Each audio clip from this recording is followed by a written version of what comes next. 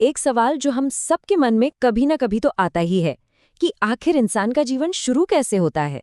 तो आज हमारी स्रोत सामग्री के आधार पर हम जन्म से पहले के उसी अद्भुत सफर को देखने वाले हैं। एक ऐसा सफर जो बस एक अकेली कोशिका से शुरू होता है। एक कोशिका से एक पूरे इंसान तक का सफर।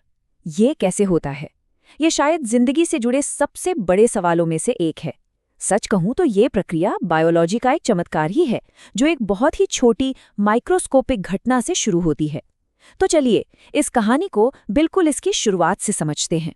तो इस पूरी कहानी की शुरुआत होती है गर्भाधान यानी कंसेप्शन से। ये वो प्रक्रिया है जो एक बिल्कुल नए और यूनिक इंसान को बनाने के लिए जेनेटिक मटेरियल को एक साथ लाती है। जैसा कि हमारे स्रोत में बताया गया है, ये 3 स्टेप्स हैं: संभोग, निषेचन और फिर युग्मनज का निर्माण। इन तीनों के बाद बनती है एक अकेली कोशिका, जिसे कहते हैं युग्मनज। और असल में यही वो पल है जब एक नए इंसान का पूरा जेनेटिक ब्लूप्रिंट, मतलब उसका पूरा खाका, तैयार हो जाता है। और इस एक कोशिका के अंदर होते हैं 46 क्रोमोसोम्स। यही है वो ब्लूप्रिंट जिसकी हम बात कर रहे थे। इसमें से 23 आते हैं मां से और 23 पिता से, और इन दोनों के मिलने से ही एक ऐसा कॉम्बिनेशन बनता है जो पूरी तरह से नया और यूनिक होता है। तो अब पहले 2 हफ्तों तक ये अकेली कोशिका यानी युग्मनज एक बहुत ही खास सफर पर निकलती है। इस दौरान ये सिर्फ सफर ही नहीं करती, बल्कि बहुत तेजी से डिवाइड होना भी शुरू कर देती है। इस सफर में होता ये है कि फर्टिलाइजेशन के बाद करीब 6 दिनों में ये युग्मनज गर्भाशय की दीवार तक पहुंचता है, और वहां जाकर ये खुद को इम्प्लांट करना शुरू करता है, मतलब दीवार से जुड़ने लगता है। इस प्रोसेस में भी लगभग 1 हफ्ता लग जाता है, और ये ज़रूरी इसलिए है ताकि इसे माँ की ब्लड सप्लाई से ज़रूरी पोषण मिल सके। अब आता है तीसरा हफ्ता, और तीसरे से लेकर 8वें हफ्ते तक इस विकासशील जीवन को कहते हैं भ्रूण यानी एम्ब्रियो। ये वो समय है जब बहुत ही तेजी से, मतलब अविश्वसनीय रूप से, नाटकीय बदलाव होते हैं। जरा विकास की रफ्तार देखें। तीसरे हफ्ते में ही दिल बनना और धड़कना शुरू हो जाता है। ये पहला फंक्शनल ऑर्गन सिस्टम होता है। फिर चौथे हफ्ते तक हाथ पैरों की कलियां दिखने लगती हैं। छठे हफ्ते तक तो कोहनी, कलाई और उंगलियां भी पहचानी जा सकती हैं। आंखें और कान भी दिखने लगते हैं।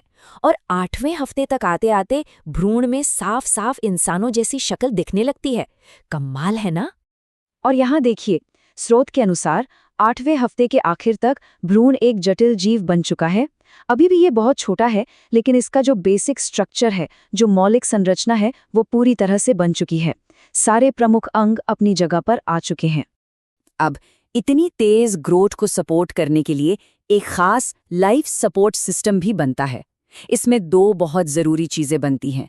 एक है एमनियोटिक थैली, जो एक सुरक्षित माहौल देती है, और दूसरी है प्लेसेंटा। प्लेसेंटा ये एक बहुत ही खास ऑर्गन है। ये माँ और भ्रूण दोनों के टिश्यू से मिलकर बनता है। इसे एक पुल की तरह समझ सकते हैं, जो माँ और भ्रूण के बीच पदार्थों का लेन देन करवाता है। और सबसे दिलचस्प बात यह है कि इस पूरी प्रक्रिया में माँ और भ्रूण का खून कभी भी सीधे तौर पर मिक्स नहीं होता। तो प्लेसेंटा के काम क्या हैं? ये माँ से भ्रूण तक ऑक्सीजन और पोषण पहुंचाता है, भ्रूण से वेस्ट प्रोडक्ट्स को हटाता है, और तो और ये एक बैरियर, एक ढाल की तरह भी काम करता है, ताकि हानिकारक चीजें भ्रूण तक ना पहुंचे। मतलब एक तरह से ये भ्रूण की लाइफलाइन है। अब 9वें हफ्ते से लेकर जन्म तक इस डेवलप होते हुए जीवन को कहते हैं गर्भस्थ शिशु यानी फीटस।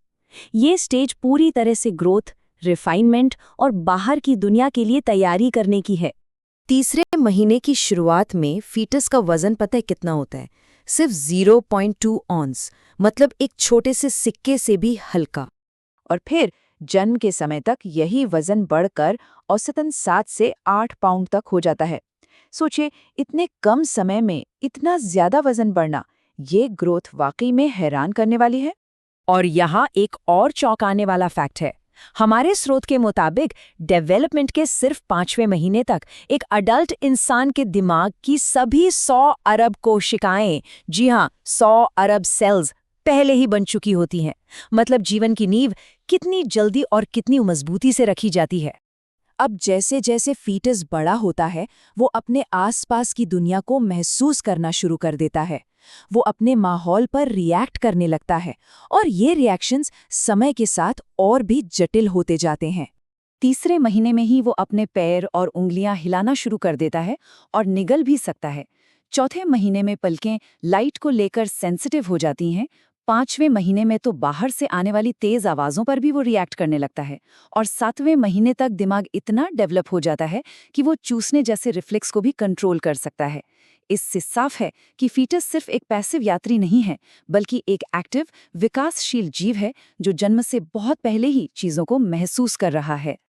और सातवां महीना एक बहुत ही ज़रूरी पड़ाव है। इसे कहते हैं वायबिलिटी। इस समय तक दिमाग इतना विकसित हो चुका होता है कि वो सांस लेने और बॉडी टेम्परेचर को कंट्रोल कर सकता है। इसका मतलब ये है कि अगर किसी वजह से बच्चा समय से पहले पैदा हो जाए तो मेडिकल सपोर्ट के साथ उसके जीवित रहने की अच्छी संभावना होती है। और अब आती है अंतिम तैयारी। आखिरी कुछ महीनों में माँ के शरीर से फीटस को एंटीबॉडीज ट्रांसफर होती हैं। ये एक तरह से माँ की तरफ से एक आखिरी और बहुत ज़रूरी तोहफा है। ये एंटीबॉडीज बच्चे को जन्म के बाद पहले 6 महीनों तक बीमारियों से बचाती हैं, जब तक कि उसका खुद का इम्यून सिस्टम मजबूत न हो जाए।